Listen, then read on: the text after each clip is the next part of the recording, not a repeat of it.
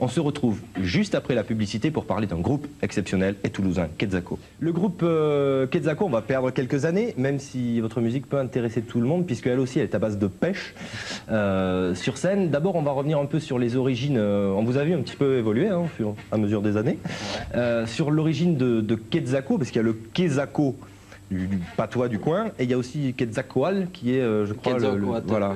Du serpent à plumes, voilà. C'est un peu ça? Voilà, mais au début on devait s'appeler Quetzalcoatl, mais ça sonnait un peu compliqué, et donc les gens n'arrivaient pas à retenir. Et un jour, moi j'ai dit Quetzalco, ça fait rire tout le monde, donc on a gardé ça. Et puis comme on est toulousain et occitan, ça colle bien à nos racines. Vous le revendiquez On le revendique. Voilà. Alors la musique, si ce n'est qu'elle est péchue, la musique de Quetzalco, comment on pourrait on va voir quelques images de concerts en live, comme on dit, comment vous la qualifieriez, cette musique? Disons qu'au départ, c'est une musique qui est basée sur l'énergie, sur la fête. Ce qui nous a rassemblés au départ, c'est Maceo Parker, James Brown, c'est-à-dire du funk. Ça, c'est pour la base. Après, on a rajouté un peu de jazz, quelques pincées d'humour. Donc il y a quand même quelques musiciens qui tiennent bien leur instrument. Ah oui. Il y en a qui ont fait des études, il y en a qui ont des diplômes, des médailles et tout. Il y en a d'autres, comme Eric ou comme moi, qui sont plus autodidactes. Plus autodidactes. Voilà, ouais. Et qu'est-ce que les autodidactes amènent aux autres? La simplicité, peut-être. Ouais.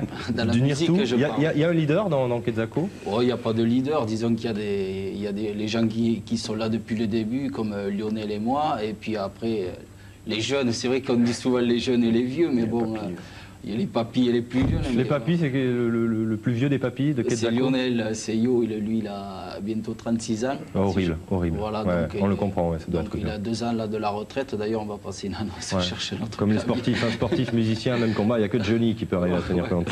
Alors, on vous a aussi invité parce que vous allez avoir un été chargé, puisque autant l'année s'arrête pour les gens qui travaillent normalement pendant l'année, mais pour les musiciens, c'est souvent là qu'il y a beaucoup d'activités, et on va souligner 2 dates sur les calepins.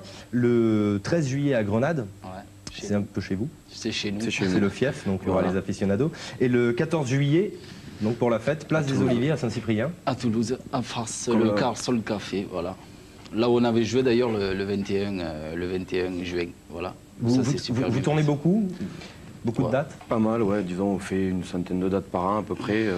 Ça, depuis moi, ça fait 5 ans que je suis dans le groupe, ça fait à peu près 90-100 concerts par an, quoi. Comment vous sentez la montée en puissance de Quetzalco? Parce que sur la région, il commence à y avoir vraiment un public. Il commence à y avoir des marques.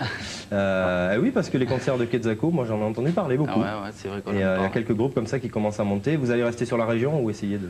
Oh ben nous, déjà, on est plus souvent à l'extérieur que dans la région, d'ailleurs. On fait à peu près 80% de nos concerts à l'extérieur. On est même allé au mois de mars à tourner en Hongrie. On est allé représenter notre douce France pour le festival de la francophonie. Oui, il faut partir à l'étranger représenter la France. Alors, comme le temps passe, je vais en profiter pour représenter votre CD donc, que vous offrez à gagner pour le vainqueur. Est-ce qu'il y a un gagnant au jeu de l'info?